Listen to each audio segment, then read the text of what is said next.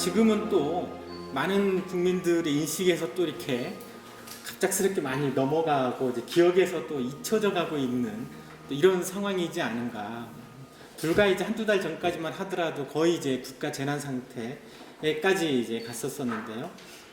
그만큼 우리나라는 참 다이내믹하다는 생각이 좀 드는데, 메르스가 남긴 과제는 보건의료 영역에서는 굉장히 큰 과제를 남겼습니다. 그리고 사실 이게 그런 메르스가 남긴 과제는 그동안 지속적으로 문제 제기를 해왔었던 거지만 크게 이제 부각되지 않았었던 부분들이 이번 메르스로 인해서 좀 부각이 좀 된 것 같습니다.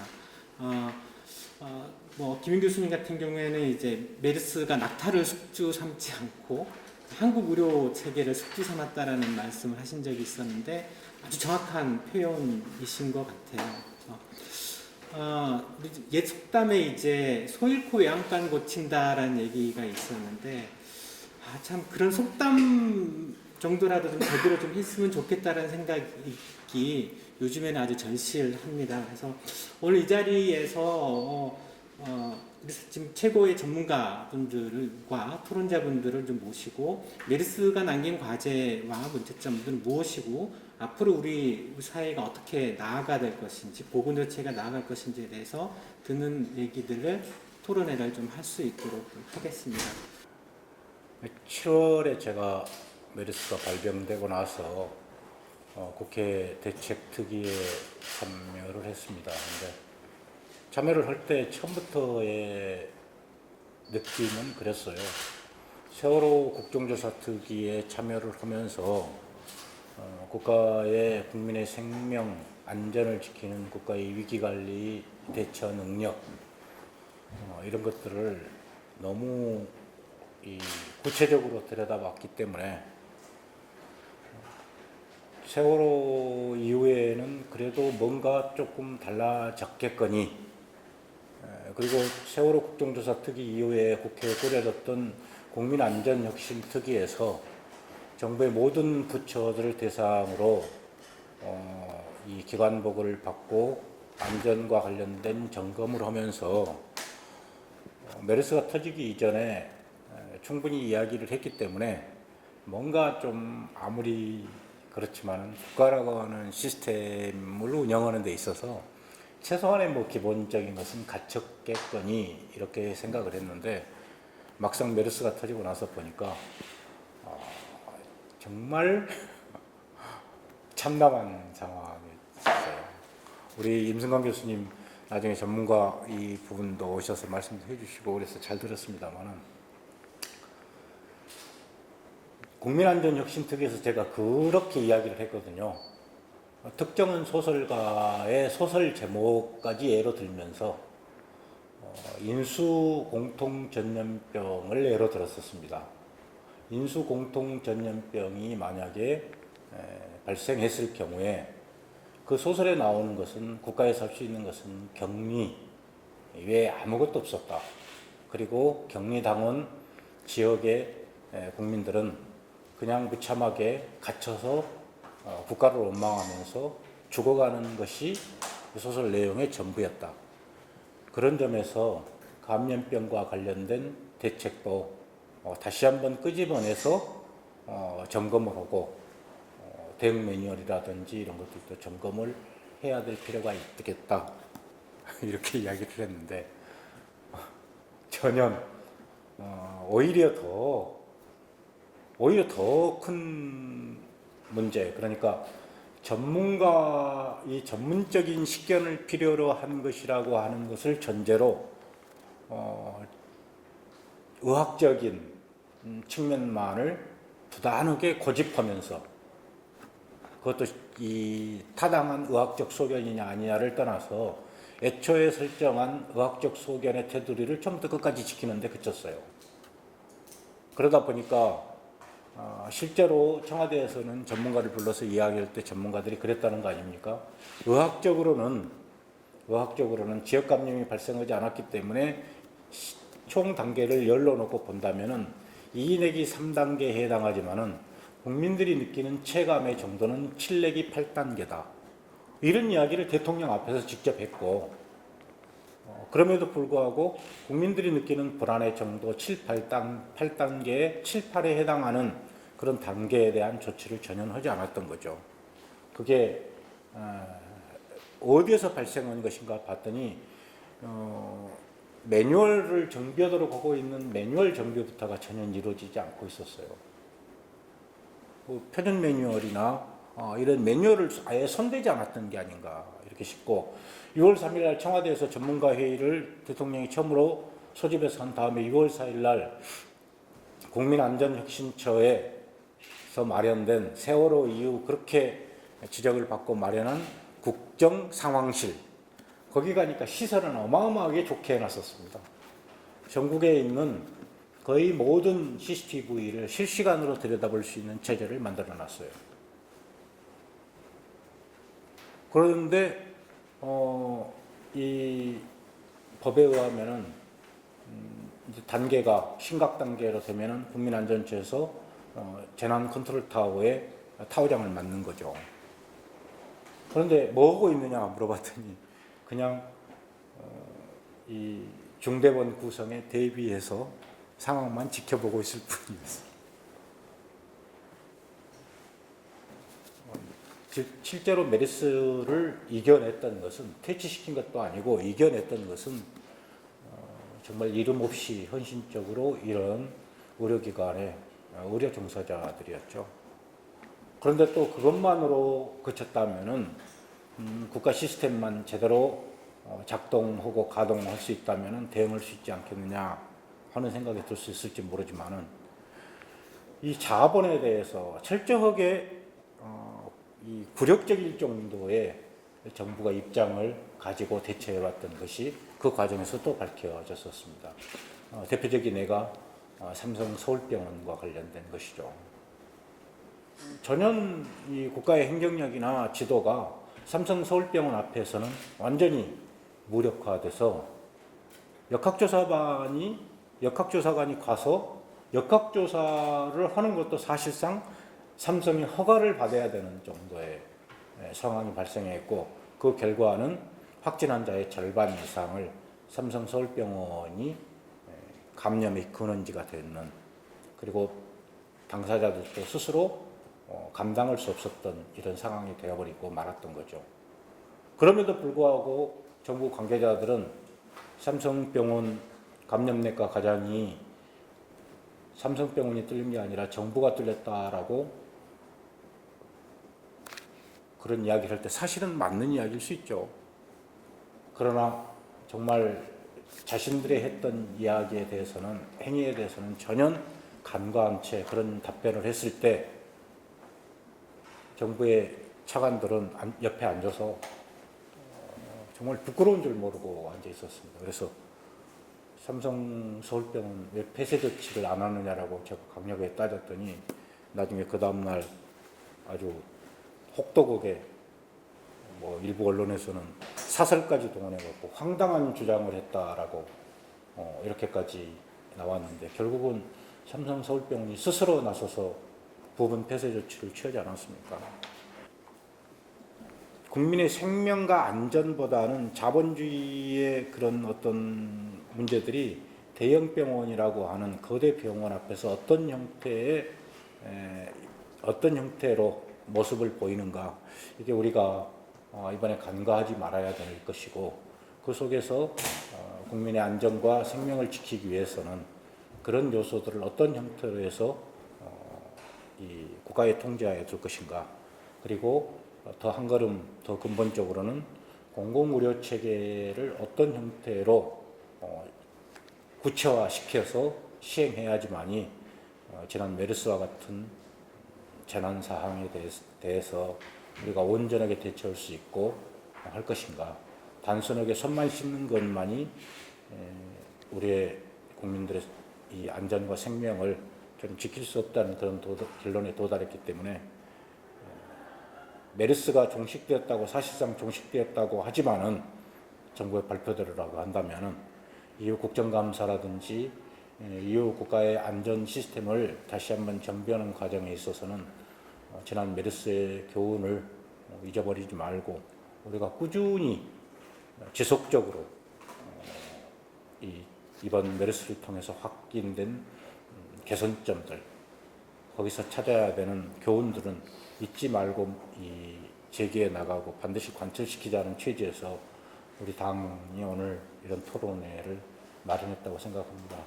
그래서 우리 지금의 이런 토론과 모색들은 다소 예소해 보이고 힘이 빠질 수 있지만은 결코 이것이 끝이 아니라 우리가 잊어버리지 않고 이 문제를 붙잡고 늘어져서 반드시 만들어야 된다는 그런 생각, 그런 결의라는 것으로 이렇게 여겨 주시고 함께 하셨으면 고맙겠습니다. 그리고 오늘 참여해 주신 분들께, 모든 분들께 다시 한번 감사드립니다. 고맙습니다.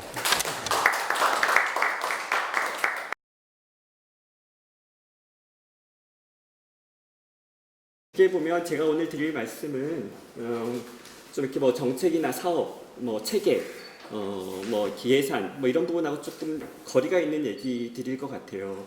그런 부분들이 어떻게 보면 정의당이라든지 어쨌든 어떤 정당의 어떤 관심사고 궁금증일지 모르겠지만 죄송하지만 저는 오늘 약간 뭐 기본, 태도, 자세 이런 얘기들을 좀 오히려 하게 될 것 같거든요.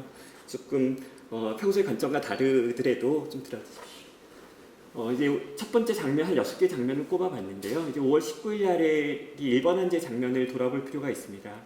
아시는 분은 다 아시고 뭐 이미 여러 미디어를 통해서 많이 이렇게 약간 그 고발 보도처럼도 나갔는데 5월 18일 3시 무렵에 이미 이 삼성서울병원의 의료진은 이 환자에 대한 메르스 의심, 1번 환자 메르스 의심하기 시작했었죠. 그리고 그 다음날 오후 5시까지 26시간에 걸쳐서 무수히 많은 작업들을 해요. 그리고 일일이 다 기록에 남겨줍니다. 하도 북받치고 억울해서 검사를 시키려고 했는데 검사가 안 되니까 이제 이 의사가 다 적은 시간별로 몇 시에 어디 전화했고 다 적어놓습니다. 그게 한 3페이지 분량이 되는데 이제 저희들 뭐 동료들이니까 SNS 통해서 퍼지는 거죠. 다들 봤습니다. 근데 어쨌든 뭐 여러 가지 얘기들이 있으면서 결국은 뭐 그 가족이 감사원 뭐 해가지고 이렇게 막 푸시가 가잖아요. 그래서 결국 어렵게 그 관료직의 벽을 뚫고 다음날 저녁 때 오후에 검사가 접수를 성공을 했는데 만약에 이 검사가 접수자가 이때 이런 식으로 성공하지 않았다면 대체 무슨 일이 일어났을지 정말 상상도 하기 싫은 일들인 거죠. 이 사람은 그래도 해외여행을 갔다 온 경력이 있으니까 잡아냈지만 여기서 하나 놓치고 뭐 이 사람은 어떤 경과를 밟았고 다른 감염자리가 발생한 다음에 도저히 메르스 의심할 역학적 근거가 없어지니까 아주 일이 달라졌을 거거든요. 어쨌든 이때 지혜로운 혹은 용기 있는 어떤 젊은 의사의 어떤 그런 싸움으로 이 메르스를 확진을 하게 돼요. 근데 이 의사가 어떻게 해서 그걸 확진했냐고 하는 걸 돌아볼 필요가 있는데 이분도 바레인 어딘지 아세요? 바레인이 섬나라인 거 혹시 아세요? 모르시죠? 바레인 섬나라래요. 저도 당연히 얼마 전까지 몰랐어요. 이분이 바레인이 어디 있는지 모르겠어서 맵을 열어보니까 멀리서 볼 때는 이렇게 표현되어 있는데 이거 확대해서 보면 이렇게 보이는 거예요. 물론 국제공항이 있고 두바이를 경유해서 가지만 모든 용로 통로는 사우디를 거치게 다리도 사우디를 거치게 돼 있는 나라인 거예요. 그러니 사우디인 거예요. 현실적으로. 그러니 이 선생님은 이 지도를 보니까 이것은 이렇게 판단할 문제가 아니다. 그 10개국에 발생 국가 10개국에 들어있지 않다고 해서 무시할 일이 아니다라고 판단하고 검사에 달라라고 요청하죠. 하지만 질병관리본부의 관계자는 10개국의 의사 환자의 기준에 맞아야 되잖아요. 그 매뉴얼 안에, 그 지침 안에 10개국이 들어가 있지 않으니까 의사 환자가 접수 받을 수가 없는 거예요. 이런 방식이 바로 매뉴얼 위주로 이렇게 기계적인 접근을 하는 관료들과 좀 그 매뉴얼 경계를 벗어나는 생각들을 자꾸 하고 의심을 하고 사고하는 그런 사람들과의 차이인 거죠. 그러니까 이런 게 없었던 거거든요. 그래서 검사에서 이제 확진이 되죠. 그런데 이게 어떤 의미가 저는 있다고 생각하냐면 이게 어떤 스포츠 경기 같은 거라면 저희가 꼭 피지컬이나 스킬 갖고 경기하는 게 아니잖아요. 멘탈 되게 중요하다고 얘기하잖아요. 질병관리본부는 시작부터 멘탈이 좀 망가지면서 시작하는 거죠. 지금은 이런 일들이 다 보도돼도 아무런 반향도 못 일으키겠지만 만약 당시에 초반 당시에 이런 일이 있었다라고 언론에 보도되고 그랬으면 상당히 논란이 되고 뭐 이렇게 그런 공격을 받았을 거거든요. 그러니까 뭔가 처음부터 수세적인 거죠. 있었던 일들을 다 이렇게 오픈해놓고 시작할 수 없고 좀 뭔가 어떻게 진단되었는지 이런 과정들에 대해서 조금 어느 정도의 그냥 설명 없이 시작해야 되는 일들이 되니까 상당히 멘탈적으로 수세에 몰리고 수동적인 상태에서 이제 시작을 했을 거라고 생각해요. 그런데 이제 문제는 이때 새벽 6시에 두 번째 검사가 확진 나왔고 8시 20분에 질병관리본부에서 비상대책회의를 하죠. 그다음에 당연히 이렇게 조사를 하고 2개 위원과 2개 병원의 역학조사팀을 확인하기로 당연히 합니다. 뭐 정상적인 방법이죠. 그리고 이때 본부장과 이제 각 센터장이나 역학조사 과장님 등등은 이제 준비를 해서 오후에 서울로 올라가요. 전문가 자문회의를 하기 위해서죠. 그러니까 이 전문가 자문회의를 하러 갔다는 것은 뭐 이렇게 약간 정치적으로 공격할 의사는 저는 없어요. 그러니까 현장에 가야 됐을 때 왜 자문회의를 하러 갔느냐 뭐 이렇게 말하고 싶지는 않은데 적어도 그런 것들이 병렬적으로 이렇게 좀 이렇게 무게중심이 맞춰서 이루어졌어야 되는데 현장에는 그런 그 공중보건의사 선생님들 몇 명을 보내놓고 그리고 실제로 현장을 이해하고 어떤 슈퍼비전을 했어야 됐고 뭔가를 관리했어야 될 경력 있는 사람들, 능력 있는 사람들, 권한 있는 사람들은 다 전문가를 만나러 간 거죠. 어떻게 보면 자신감 없음의 표현이기도 하고 좀 무능력함을 이렇게 드러나는 이런 일이기도 한 거예요. 그래서 이미 이제 이런 당시에 이런 식으로 이제 회의를 2번, 6시 한 번은 이제 방역 이런 문제 위주로 회의를 한다고 보이고 새벽 12시, 밤 12시에부터 새벽 3시까지 회의를 한 거는 환자 진료, 이송 체계 이런 것들을 국립중앙의료원과 같이 의논하고 이런 부분으로 회의를 진행한 다음에 21일 날 이제 대책을 발표합니다. 대책이 뭐냐면 64명을 격리하는 거였죠. 64명의 접촉자를 격리하는 것이 대책이었어요. 그런데 이 대책이 뭐 2m 1시간 이런 말들이 나오죠. 근데 이 2m 1시간 뭐 63명 대책을 발표하면서 양병국 본부장님이 굉장히 강력한 정책을 시행한다고 발표를 하는데 굉장히 강력한 정책 맞아요. 굉장히 강력한 정책 맞죠.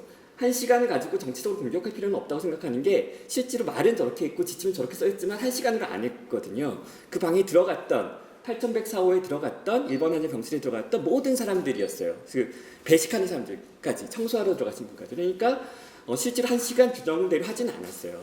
뭐 1분, 2분도 했던 거죠. 근데 문제는 경계였던 거예요. 경계. 어디를 테두리로 격리하고 봉쇄할 거냐의 전략의 문제였는데 8104호 병실을 갖고 했다는 말이죠. 그러면 배식판을 들고 들어갔던 일요일 그 병원 노동자가 비말로 감염될 수 있다, 침방울로 감염될 수 있다는 건 시간하고 관련이 없는 거잖아요. 침방울 한 번 튀기면 되는 거지. 그게 1시간 떠도는 거랑은 무관하니까. 그렇다면 여기서 우리가 들어야 되는 상식은, 여기서 필요한 상식은 그 침을 병실 안에서만 튀겼을까 하는 질문인 거죠. 병실 밖에 나갔어도 튀겼겠지 하는 게 당연한 상식이거든요. 2박 3일 동안 이 환자가 병실 안에만 있었다라는 가정이 성립해야지 바른 정책이고 그 가정이 성립하지 않는다면 다 이상한 정책이거든요. 근데 여기서 그게 없었던 거예요. 그게 이 가정, 2박 3일간 이 환자가 또 통로 앞에 있는 이런 병실이었고 나중에 여러 가지 증언이나 확보된 자료들이 여러분 엄청 돌아다니셨다는 거잖아요. 그리고 이제 폐렴 환자였기 때문에 기침도 많이 하고 다니시고 68세 아저씨들이 뭐 이렇게 기침 에티켓을 잘 지켰을 일도 별로 없고 우리나라에서 이렇게 많이 돌아다니셨는데 그런 부분들이 간과되고 마치 이 환자가 2박 3일 동안 이 병실 안에서만 존재하는 가상의 사람인 것처럼 다뤄진 거죠. 그리고 그게 가정이 하나가 없었고요. 두 번째로 의심이 없었어요. 그럼 그 가정이 틀렸으면 어떡할 건데? 이 질문이 빠지는 거라고 저는 생각해요. 8104호 뭐 봉쇄 전략도 좋고 2m 1시간 봉쇄 전략도 좋아요. 뭐 틀릴 수도 있다고 생각해요. 언제 누구나 다 이게 저희들도 뒤에서 가서 하는 얘기지 맨 처음에 그런 일 못했을 수도 있죠. 잘못된 관점은 그래서 그게 틀리면 어떡할 건데? 라는 질문에 대한 의심이 없다는 거죠. 우리가 택한 정책이 정확할 것이라고 맞을 것이라고 어떻게 그렇게 자신할 수 있는지 그것도 국민의 보건 안전을 책임지는 정부가 이런 것이 우리의 관심이라고 되어야 된다고 저는 생각하거든요. 그래서 이런 것들이 과연 지식이냐는 질문을 드리고 싶은 거예요. 이게 무슨 전문성이냐? 이런 건 그냥 상식이고 건강한 의심이고 합리적인 사고하는 훈련 같은 것들이잖아요. 그런 것들이 없었는데 그러면 뭐 질병을 통제하는 국가의 가장 핵심 기관이 왜 이렇게 실수를 하는가라는 것이 제 질문이었거든요. 그래서 한겨레랑 같이 보도하고 그럴 때 좀 자료를 구했어요. 한겨레 기자님한테 이재명 팀장님이라는 분들한테 자료 좀 구해달라고 했더니 이제 자료를 구해주신 게 아무도 안 갔다는 거예요. 5월 20일에서 5월 28일까지 공중보건의사 역학조사관 3인 가구, 다음날 지본 정규직 역학조사관 1인 가구, 그 외에는 28일, 29일까지 아무도 저 현장에 가지 않는 거예요. 그러니까 그냥 매뉴얼, 근데 뭐 그런 매뉴얼을 어긴 무슨 대단한 잘못한 일을 했냐 그러지 않은 거예요. 역학사건이 발생한 곳에 역학조사관을 보냈죠. 역학조사관이 보고서 써왔어요. 그리고 뭐 전문가의 조언 받은 대로 진행을 했어요. 모든 건 다 매뉴얼대로 했어요. 모든 건 다 지침대로 했고 모든 건 다 원칙대로 했어요. 근데 원칙 이상의 것을 해야 될 때, 매뉴얼 이상의 것을 해야 될 때, 합리적인 이심을 발동하고 종합적인 사고를 해야 될 때, 경험 있는 사람이 가서 상황을 제대로 파악해야 될 때 그런 걸 안 하는 거죠. 그래서 저는 이런 부분들이 과연 뭐 질병관리본부가 처음으로 승격되면 달라지는가? 뭐 아닐 거라고 생각한다는 뜻입니다. 그래서 이런 부분에 대한 현장에 대한 어떤 의미, 즉 전문가를 만나러 자문을 구한다면 현장 상황을 파악하고 현장에 대한 정보를 제공하면서 어떻게 할지 이런 구체성 같은 게 없다는 거죠. 다 페이퍼 안에서만 논의하고 탁상회에서만 논의하는 이런 정부의 모습, 이런 것들이 과연 앞으로 어떻게 바뀔 수 있을까? 이 뉴잉글랜드 저널 오브 메디슨은 의학계에서 가장 권위 있는 저널이고 뭐 자연과학계, 사이언스, 뭐 네이처 이런 정도 수준의 어떤 권위가 있는 잡지인데 2013년도에 이미 사우디아라비아의 어떤 그 국가 그런 감염관리 CDC 같은 곳에서 발표한 저널이에요. 그래서 WHO의 리커멘데이션, 병원에서의 WHO 권고하는 최소 기준이어야 된다고 생각한다고 자기들은 말하고 여러 가지 이 역학적을 근거로 병원들은 그 같은 병동 내에서의 환자들에 대한 팔로업을 고려를 적극적으로 하라. 그것이 우리가 경험했던 자산이다라고 이렇게 권위 있는 잡지까지 실죠. 근데 이런 것들이 WHO 지침에 아직 반영은 안 돼 있죠. 근데 그런 부분들을 생각하는 것들이 저희 못한 부분이고 이미 공식 지침은 아니지만 권위 있는 레퍼런스에서 먼저 고민했던 현장을 먼저 겪었던 사람들의 경험들을 살려오지 못한 이런 그런 부족함들도 있어요. 그래서 이제 6번 환자가 진단되는 부분들을 조금 설명드릴 필요가 있습니다. 이게 되게 관심이 가야 되는 부분이에요. 26일 날 밤에요. 여의도 성모병원의 중환자실에 6번 환자가 입원을 해요. 그리고 27일 날 오전 11시 때 감염관리실에서 특이한 사례, 되게 이상한 폐렴 사례가 있다는 것을 논의하는데 이 당시에 감염내과 전문의인 모 교수가 평택 성모 어디서 들어본 것 같은데 이런 얘기를 하는 거예요. 왜냐면 동료들끼리 쩍단 소문이 나 있으니까. 그래서 이 사람이 만약 평택 성모병원에 왔는데 비전형적인 폐렴이 막 진행하고 있으면 항생제에 반응하지 않는 그럼 메르스가 아닐까 의심하기 시작한 거죠. 이뤄지는 의학적 상식을 가지고. 근데 그때 뭐 공중보건이 대행과에 전화를 거니까 돌아오는 답변, 이게 주무부서거든요. 주무부서 전화하는 답변은 병원명은 알려줄 수 없습니다. 평택성모병원이 맞는지 좀 확인해 주세요. 답변은 확인해 줄 수 없습니다. 왜? 지침의 비공개니까. 그리고 보건소에 의사 환자를 신고를 접수하려고 여의도 보건소 연락을 합니다. 12시에. 그럼 무슨 답변이 돌아오냐면 전화로 의사 환자 접수 받을 수 없다고 답변이 와요. 왜? 64명 접촉자 명단이 없으니까 의사 환자 기준의 판례 정의에 맞지 않으니까. 계속 이런 식이에요. 계속 이런 식. 그래서 이 의사가 어떻게 했냐면 그냥 전송해 버렸어요. 의사 환자 기준에 안 맞지만 그냥 전송해 버렸죠. 서류로 들어오니까 이제 꼼짝을 못 하는 거죠. 서류로 들어오니까 이제 또 전화를 와서 그 사람이 안 된다는 왜 보냈냐고 좀 투덜투덜 거리고 결국은 역학조사관이 오후 5시 반에 와서 인식시듯 저녁 7시쯤 검체를 가져갑니다. 그리고 이 사람이 확진되죠. 이 사람이 왜 확진 의미가 있냐면 이 환자는 그때까지 8104호 병실의 경계를 봉쇄하는 전략에 벗어난 첫 진단 사례거든요. 이 사람이 없었으면 그 전략이 틀렸다는 걸 훨씬 뒤에 알게 됐었을 거고 일은 훨씬 더 커졌을 거란 말이에요. 이번에도 똑같다는 거죠. 지침이 뭐 잘못되고 이게 아니라 지침 안에서만 사고하는 이 경직성, 이 비유연성들이 문제를 자꾸 만들고 문제를 키우는다는 뜻입니다. 이 8104호랑 같은 병동 같은 층을 공유했던 환자가 장염으로 설사병원에 입원했다 퇴원을 하고 퇴원하고 나서 이틀 뒤에 열이 나고 폐렴 증상이 생겨서 그 병원에 재입원을 해요. 평택성모병원에. 평택성모병원에 재입원을 해서 한 2박 3일 치료하는데 자꾸 폐렴이 나빠져서 중환자실을 가고 그리고 이제 큰 병원에 가기 위해서 서울 아산병원 거쳐서 성원열차 한 명을 감염시킨 다음에 여의도 성모병원으로 가는 이런 경우예요. 즉 메르스가 유행하는 병원에서 설사병으로 태어난 환자가 이상한 폐렴이 걸려서 입원하는데 아무도 의심하고 있지 않죠. 왜? 현장에 아무도 가지 않으니까. 현장에 무슨 일이 일어나는지 아무도 보고 있지 않으니까. 그래서 이런 기회들을 다 날리는 거예요. 이런 기회들을 다 날리고 결국 합리적 의심을 할 수 있는 몇몇의 능력 있는 사람을 마주쳐야 문제가 해결되는 이런 방식으로 계속 일이 전개가 됩니다. 그러면 이제 27일 날 접수가 돼서 28일 새벽에 이 사실을 알게 됐잖아요. 28일 새벽에 이거는 8104호 공세 전략이 틀렸구나. 이제 8층에 있던 사람들을 다시 다 확인해 봐야겠구나. 또 그 병원에 있던 사람들 확인해 봐야겠구나. 라는 생각이 이제 들겠죠. 그럼 제일 먼저 궁금한 건 본부장이나 물어보고 싶을 거예요. 접촉자 명단 다 갖고 와봐. 근데 접촉자 명단이 없는 거죠. 64명밖에 없으니까. 그 64명밖에 아무것도 자료가 없는데 이미 환자들은 다 퇴원했고 막 집으로 보내고 그랬잖아요. 그 병동 폐쇄하고 뭐 이런 식으로 포팅하고 이러면서 그러니까 자료가 없이 다 간 거예요. 그때부터 서둘러 조사하기 시작하는 거죠.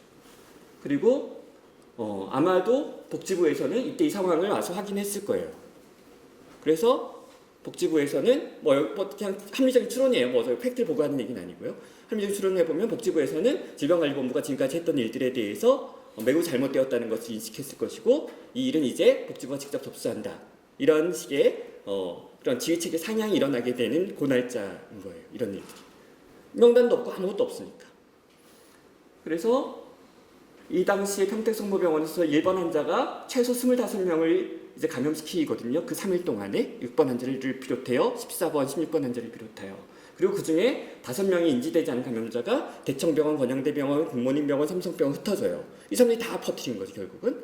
그러니까 요 첫 1, 2주 동안에 두 번의 어떤 문제들이 그 모든 이후의 일들을 결정짓습니다. 이 사람들이 제가 분석했던 그런 사람들인데 결국은 뭐 동탄성심, 삼성서울, 건양대 이런 식으로 환자들이 쫙 흩어지죠. 근데 또 재밌는 거는 그래서 이게 자료가 없는 거죠. 자료가 없으니까 요 소라 색깔 있는 데는 평택성모에 아직 있던 사람들이에요. 그래도 금방 발견할 거 아니에요. 그때부터 있었는지를 자기네 병원 안에 있으니까. 그래서 29일 확진이 돼요. 29일 아침에 검사가 들어가고.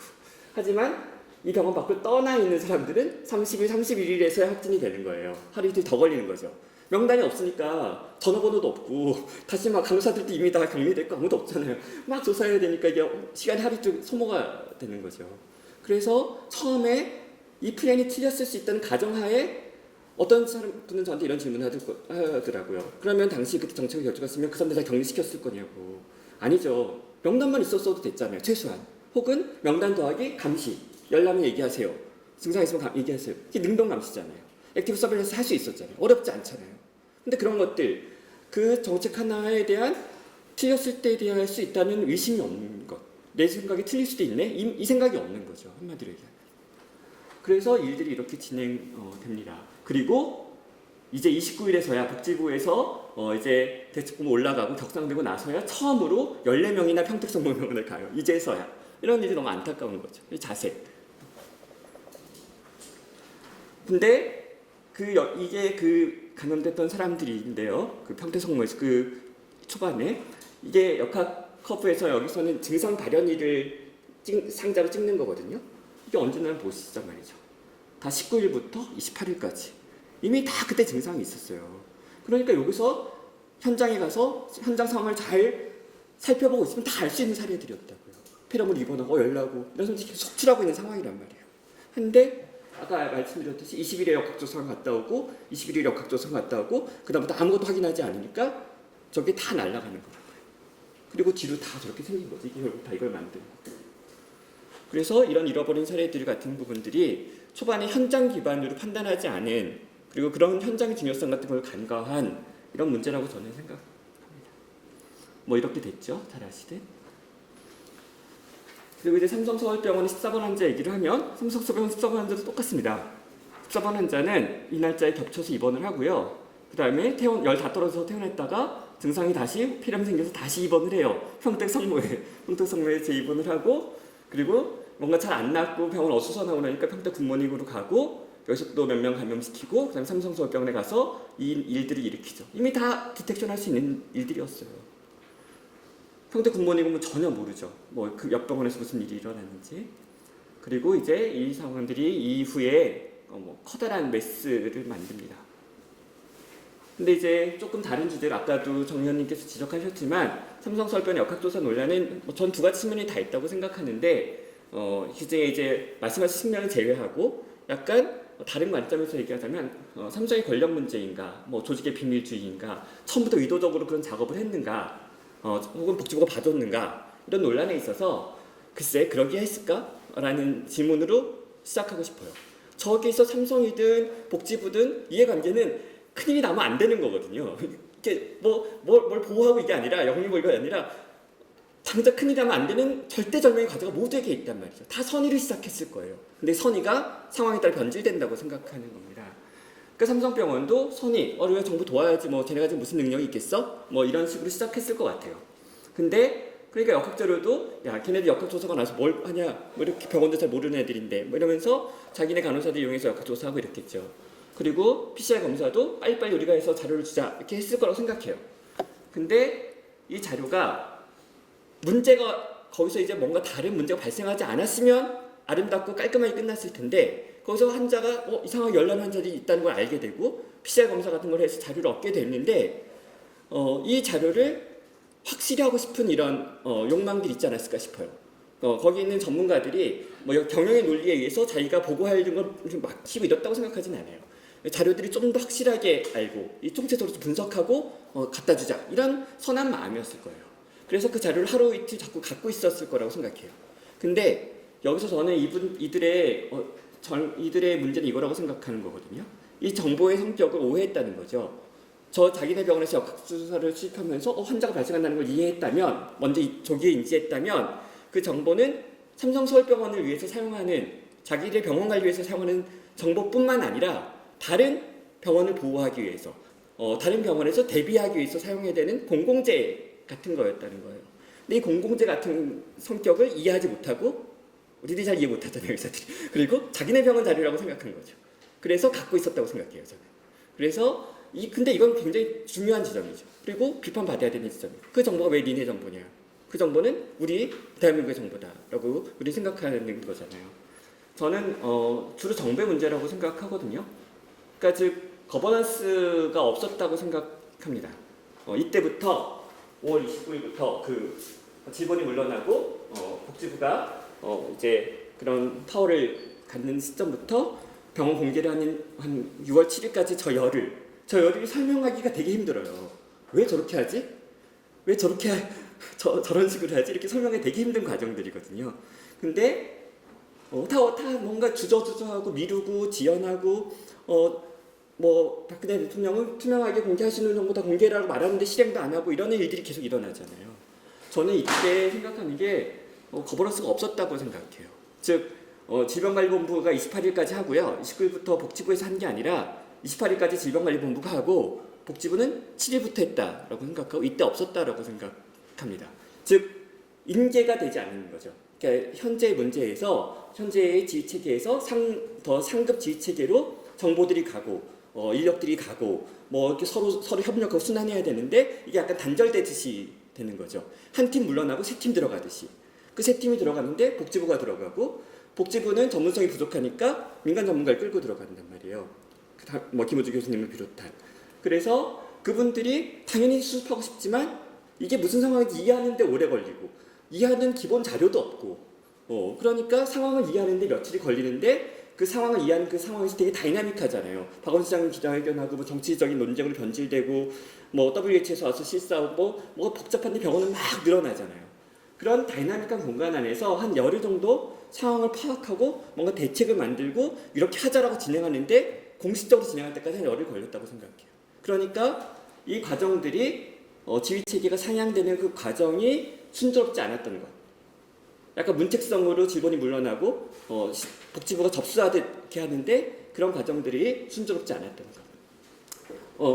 이게 질병관리본부에 계속 있었어야 됐다라고 생각하신 분들도 뵙고 또 그렇지 않은 분들도 뵀는데 그게 정답이 아니라 누가 했든 간에 서로 도와서 질병관리본부가 계속 했으면 복지부가 계속 서포트하고 복지부 올렸으면 질병관리본부가 계속 협력해서 자기들의 자원을 제공하고 이렇게 그랬어야 되는 정보를 제공하고 그랬어야 되는 일들이었는데 여기에 부조화가 있어서 이 중요한 시간들을 많이 놓쳤다고 생각하고요. 병원 공개하기 전에 이미 다 증상이 생겼단 말이에요. 그러니까 병원 공개하는 시점은 이미 다 끝난 시점인 거죠. 정보가 그렇게 한 열흘 정도 거버넌스가 작동을 제대로 안 하면서 대통령은 공개 의사를 표현했지만 실제로 그것이 작동하지 않는 기관들이 막 발생하는 이상한 일 같은 것들이 생겼다고 생각해요. 그런 부분들이 좀 정책적으로 짚어져야 되고 좀 다뤄질 필요가 있다고 좀 생각을 합니다.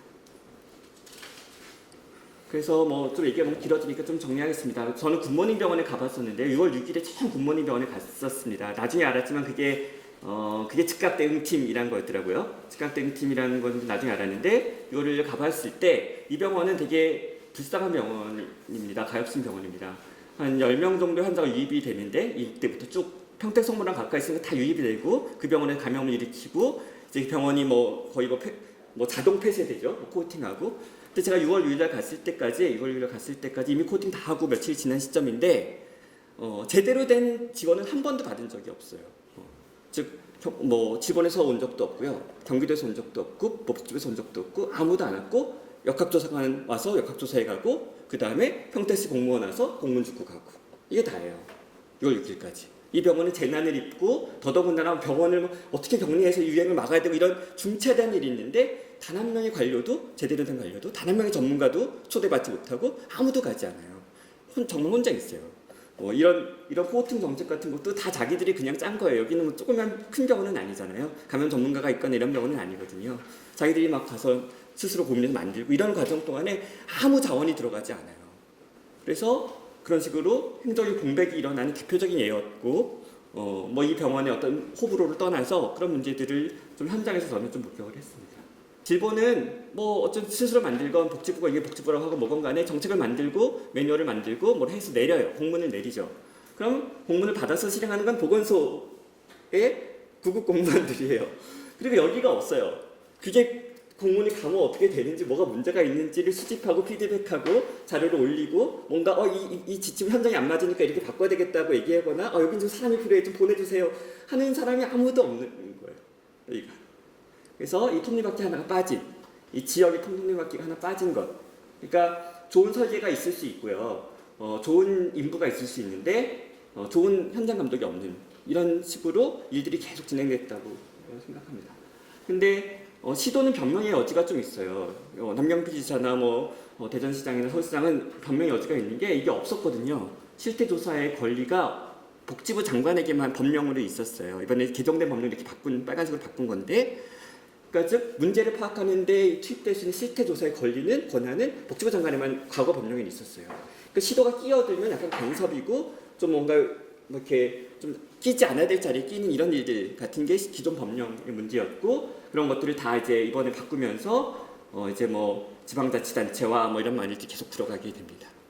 즉각 대응팀이라는 부분들이 현장 중심으로 바꿨을 때 어떻게 했는지 보면, 구리 카이저 병원에 문제가 발생했을 때 이때는 어떻게 했냐면 이 6월 중순 이후에는 현장으로 사람들이 갔잖아요. 현장에 전문가도 절로 가고 그 다음에 중앙 관료도 절로 가고 지방 관료도 절로 간단 말이에요. 그럼 가보면 아는 거예요. 이거 상가 밀집 지역이구나. 이거는 코팅 이런 방식 되게 어렵겠구나. 유동 인구가 많구나. 아예 병원 폐쇄하는 게 좋겠구나. 이런 식의 전략들. 가보니까 재활병원이란 말이에요. 간병인 하면서 다 붙어 있는 거예요. 병상이 병식회는 2개씩 필요하겠구나. 이런 일들을 가서 현장에서 바로바로 아는 거예요. 현장에서 바로 알는데 그러면은 지방정부는 가서 파주의료원, 포천의료원 만들어 보겠다 이렇게 얘기를 하는 거고, 좋을 쪽만 얘기할게요. 그러면 중앙정부는 코팅하자 이렇게 얘기하는 거고, 김우주 교수나 제한자들은 필요한 정책을 딱딱 현장에서 내주는 거죠. 그러니까 현장 중심으로 돌아가는 방식의 어떤 예들이고, 이런 현장 중심으로 돌아갔을 때 이제 문제를 결국 그래도 좀 수습할 수 있었다라고 생각을 합니다. 왜 치료적인 자원에 대해서는 이번에도 얘기가 끝나면 결국은 또 병원 얘기, 병상 얘기 이런 얘기가 많이 나올 거라고 생각하는데, 예산도 배정되고 항상 그런 식이거든요. 국가지정 입원치료병상은 사스 한 다음에 나온 거였고요. 그 다음에 진료약물 거점병원이라는 게 이제 또 신종 인플루엔자 후에 바로 다음에 예산 배정돼서 했던 사업들인데, 이렇게 하나하나씩 되니까 이게 맞물리질 않습니다.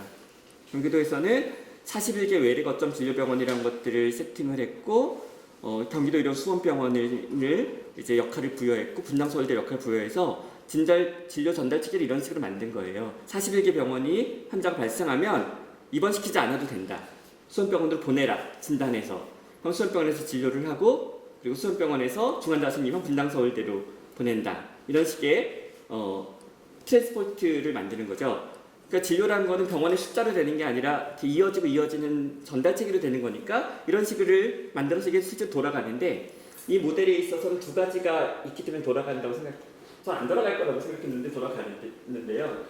첫 번째로는 민간 의료기관들이거든요. 이게 다뭐 큰 대학병원, 동탄성심 뭐 이런 데 아주 이런 데들인데 이해 욕구를 딱 맞춰줬어요. 진료에 열심히 협력해주면 입원은 안 시킨다. 병원 입장에서는 입원 안 시키는 게 제일 우선 원하는 거거든요. 다 보내면 받아준다. 이거예요. 그러니까 이기심에 작동한 딱 맞는 거죠. 그리고 하나는 이 병원이 이번에 어떤 부담을 지워주지 않았기 때문에. 그러니까 지금 민간병원을 활용하는 건 결국 부담을 덜어주는 방식밖에 없는 거예요. 그 다음에 무리한 희생을 요구하지 않는 방식이죠. 그리고 그 희생은 결국 공공이 다 떠안는 이런 방식으로 돌아가고 그래서 돌아갔던 이유는 이게 공공병원이니까 이게 공공병원에 준하는 병원이니까 가능했던 일들이거든요. 이 병원을 싹 140베드 정도 되는데 쫙 소개하고 모든 환자를 소개하고 거기다 이제 새로운 자원을 투입했는데 그 투입하는 방식이 큰 병원 되게 안 될 걸 가장 3명 있고 전공의 실험병원도 아니거든요. 당직도 없는 그런 병원인데 여기에 시설만 사용하고 거기다가 음압 장비 넣고 전문가들이 2명을 되게 좋은 모델이었어요. 그러니까 여의도 성모의 김영희 교수랑 고대 한산의 최원수 교수가 전임을 있었어요. 여기 아예 이 기간 동안 대학에 협력을 요청해서 파견해달라. 그래서 2명이 여기 상주했어요.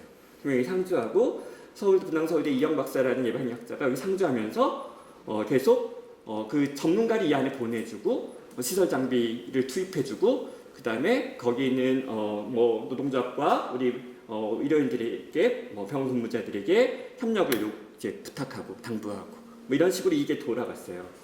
그러니까 결국은 이게 공공체계니까 이게 가능하잖아요. 그래서 저는 이번 현상의 경기도에 의해서는 공공의료의 어떤 역할 같은 게 그동안 잘 드러나지 않다가 드러난 아주 좋은 사례라고 생각하고 좀 선전할 수 있는 사례라고 생각해요. 전문성이 과연 없느냐. 이게 상식과 기본기가 없는 것 같다 제 생각은. 그다음에 의심 태도 이런 문제이다. 시설 장비 같은 게 아니라 오퍼레이터의 문제이다. 오퍼레이터가 얼마나 경험 있고 능숙하고 이게 유연한가 이런 문제이다. 관료주의 같은 벽이 이번에 아주 큰 장애물이었다. 그다음에 민간 중심의 의료 서비스가 문제들을 해결할 수 없다. 공공의료 체계가 병상 기준으로라도 필요하고 또 혹은 좋은 모델. 저는 좀 이번 상황을 토대로 약간 이렇게 착한 적자 같은 것들이 수용되는 좋은 공공병원 모델을 하나 관철시키고 거기 한번 이렇게 뭔가 모델을 만들어 보는 것이 조금 해봤으면 좋겠다는 생각이고요. 얼마 전에 경기도에서 이제 이규부 지사님이랑 등등 이렇게 태스크포스 팀 첫 회의를 했었는데 이게 돈이 막 풀리잖아요. 지금 되게 많은 사람들이 표정 관리하고 있을 거예요. 이익이 막 쏟아져 나오거든요. 이렇게 연구에서 사업에서 엄청 나오거든요. 많은 사람들이 표정 관리할 거예요. 근데 저한테 뭐라 했으면 좋겠냐고 물어보셔서 저는 뭐라고 답변했냐면 아무것도 안 했으면 좋겠다고. 적어도 추경은 안 했으면 좋겠다고. 적어도 이 가을과 겨울은 이걸 돌아보는 데 썼으면 좋겠다고. 무엇이 문제였는지. 그리고 정말 필요한 부분들을 차근차근 했으면 좋겠는데 모르겠어요. 실제로 우리가 살아가는 정책 영역이나 행정 영역은 그렇지 않으니 빠른 대응, 뭔가 즉각적인 반응 이런 것들을 또 미디어는 요구하고 대중은 요구하니까 그런 고충들이 있으시겠지만 조금 우리 정의당 진보정당에서는 조금 더 속도를 좀 이렇게 조절하시면서 문제를 파악하는 데 더 많은 시간을 써주셨으면 하는 그런 바람까지 좀 말씀드렸습니다.